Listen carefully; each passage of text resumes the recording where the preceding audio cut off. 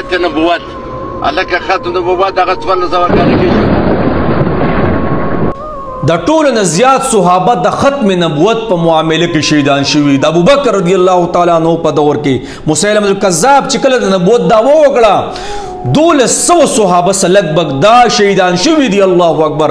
په دې کې 200 هغه علما او قاریان حافظان وو. دا په څه باندې شهیدان شو؟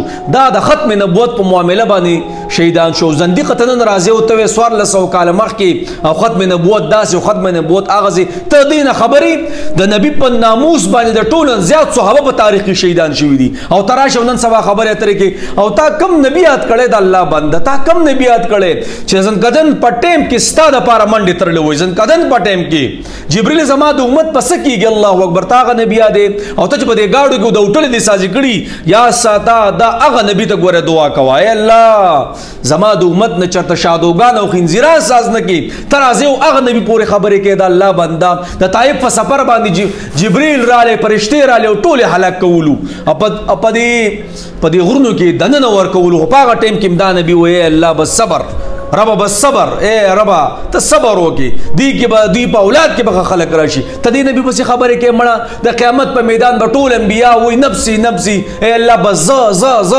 هر یو کس ته خپل غم درد پر غاړه کړي. دا یو هستی به چې دا بستا د پر سجده باندې پریوزي او امتي به وای او شفاعت پکې او سجده باندې به پریوزي دومره د سجده به چې الله به وته سر چوت کا اے محبوب سغواړي راته وای سغواړي اے الله حساب کتاب شروع کا. دا شفاعت کبرا د ټول مخلوق په معامله کې بدا شفاعت دي. مړه تا غپس د الله بنده خبره اترې کې تو اول ختم نبوت وګوره دا وای صدا دا زموږ عقیده ده.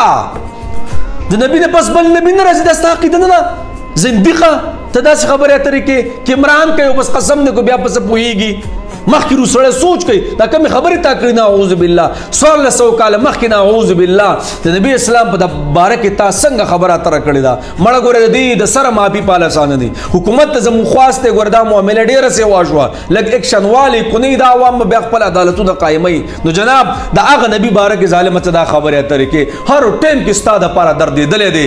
زوی وفات شو او خپل بیبي ورته وي د الله رسول تعالی خو الله یو دعا درکړي بس وګوره چې زوی دی راجم دی شي کنه. نبی فرمایي هر امتی الله یو دعا هر یو نبی الله یو دعا ورکړي د خپل امت بارکی او ټول استعمال کړي په دنیا کې. دا دعا ما د خپل امت ته تاریخي ده او دا به قیامت کې د الله نه غواړم الله ټول ته شفاعت نصیب کړي. دعاګانې غته لپاره دعاګانې د خپل بچو د خپل بیبيانو د خپل لوريانو تاسو نه کړي په لاسانه استاد لپاره درد دلې دي استاد لپاره جنگ دلې دي استاد لپاره در بدر شوي دي استاد لپاره دغه د نازمین بدن ویني راوتی دي استاد لپاره د لوريانو طلاقونه ورکړل شوي تیزندي ورته ورکړل شوي دا پلار کوسو کې راخلې شوي دي په کاڼو باندې شتلې شوي دي او واجب دشمنیان پیدا شوي استاد لپاره. الله اکبر. ترازی نن سبا دا خبره ترې کې ختم نبوت دا زمون عقیده ده دا زمون ایمان دی په دې باندې. زمانه نبی نه بس بل نبی ناراضی نه معامله ختم شوی ده. څوک چې د دې خبره انکار نه کوي زنديق ته مرتد دی کافر دی. دا زمون عقیده ده. الله اکبر کبیر. بس الله دې موږ معاف کړي یار هیڅ نشویل.